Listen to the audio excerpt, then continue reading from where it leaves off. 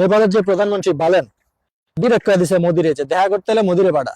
সচিবের লাগে আমি কি দেখা করবো, আমাকে আমার লেভেলের নাকি? কনফিডেন্স দেখছেন পোলার? কনফিডেন্স কিন্তু একদিনে গ্রো করে নাই। এর কারণ হইতেছে গিয়া যে পোলার নিজে ইঞ্জিনিয়ার, তারপর আবার নেপালের one of the top rapper সে। তো ব্যক্তিগত জীবনে সে চরম সফল।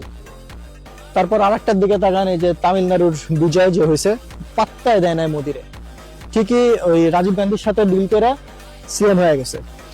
এর কারণ হইতেছে যে সে জানে যে তার সাথে তামিলনাড়ুর সমস্ত জনগণ আছে, প্লাস ইন্ডিয়ার এখন one of the top hero say. So ব্যক্তিগত জীবনে সেও সফল।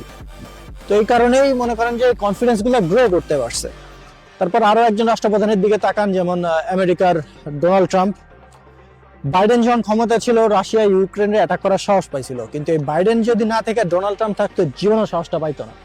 এর কারণ হইতেছে আপনি টপ লেভেলে যখন কাউরে বসাবেন, তার ক্যারেক্টারের উপর ওই দেশের ক্যারেক্টার ডিপেন্ড করে অনেকটা। কারণ আপনি টপ লেভেলে যদি বসান একটা যদু মধু কদুরে, স্বাভাবিকভাবে কেউ সিরিয়াসলি নিবে না।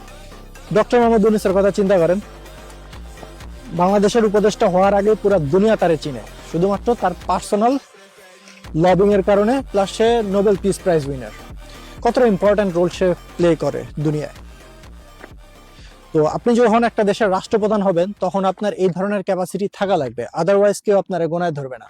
যেমন আমাদেরটা এখন গোনায় ধরতেছে না। দুইটা লাশ পাঠাই দিল ভারত, যেই ভারত কয়দিন আগে মাফ চাইছে বিএসএফ বিডিআর এর কাছে, অথচ তারাই এখন লাশ পাঠাই দিচ্ছে আমাদের। কারণ টপ লেভেলে আমাদের গোনাই ধরতেছে না। কেন গোনায় ধরবে?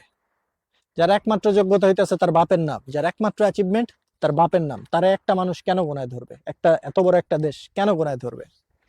লজিক্যালি হিট করে?